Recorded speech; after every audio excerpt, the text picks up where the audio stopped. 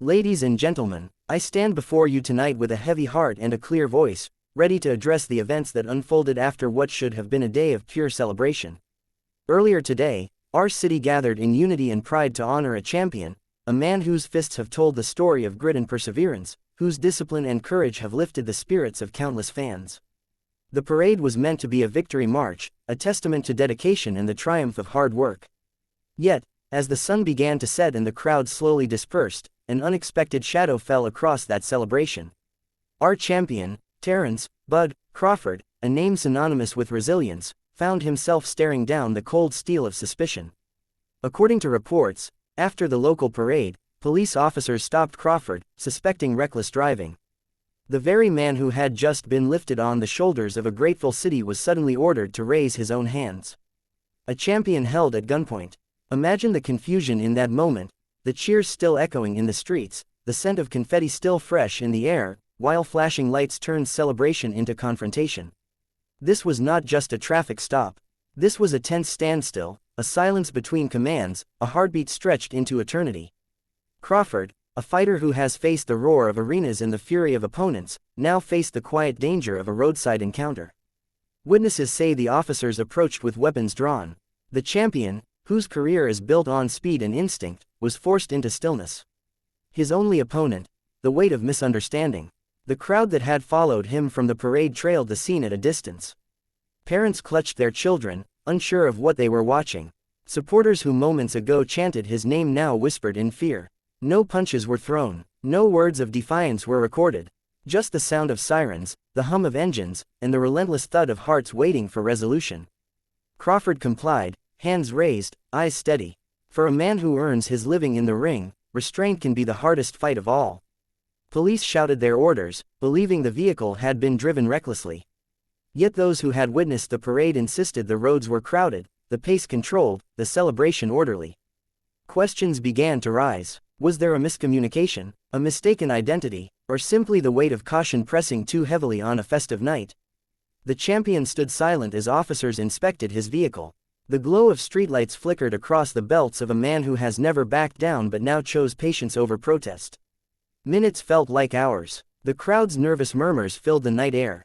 Cameras flashed, phones recorded. The world outside the ring became the arena. And then, slowly, the tension eased. The officers lowered their weapons. Conversations replaced commands. A champion lowered his arms but did not lower his dignity. No charges were announced on the spot. No handcuffs clicked. The champion's car, once a symbol of supposed danger, became again just a vehicle heading home. But the questions remain like echoes in the evening. How does a day of honor end with the sight of a hero in a defensive stance? How does a misunderstanding escalate to drawn weapons? Crawford himself has yet to speak publicly, but those close to him describe a man steady in resolve, disappointed yet determined to let the facts emerge. His camp calls for calm. His fans demand answers. His city, which only hours earlier danced in the streets, now searches for clarity.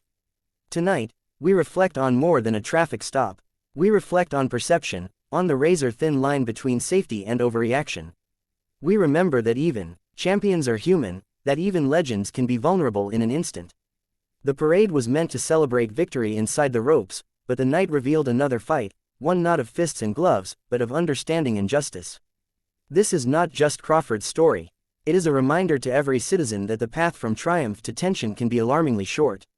It is a call for training, for empathy, for procedures that protect without provoking. It is a moment that demands transparency from those sworn to serve and protect. It is an opportunity for dialogue between law enforcement and the community that cheers both athletes and officers alike. Crawford's career has been defined by preparation. Tonight, we must prepare as a society to learn from what happened. We cannot let the glow of celebration be so easily dimmed by the sparks of fear. We cannot allow a champion's dignity to be an afterthought. The belts Crawford wears represent discipline and honor. Let this incident remind us that those values belong in every interaction, on every street. Tomorrow, statements will be issued. Reports will be filed. The details will become clearer. But tonight, the image remains. A champion, hands raised, unbowed. This moment will not define his legacy in the ring, but it challenges us to define our own legacy as a community. Do we demand accountability? Do we seek understanding? Do we ensure that celebrations end in unity, not confrontation? Let us honor the spirit of the parade by standing together now, fans, officials, neighbors, committed to truth and fairness. Let us remember that even heroes deserve the presumption of peace. And let us move forward with the determination of a fighter, the patience of a champion, and the belief that justice, like victory, must be earned. Tonight, we stand not just with Terence Crawford the boxer, but with Terence Crawford the man. May this experience serve as a turning point, a rallying cry for a future where celebration never turns to fear, where respect guides action, and where every champion, inside the ring or out, can walk safely home.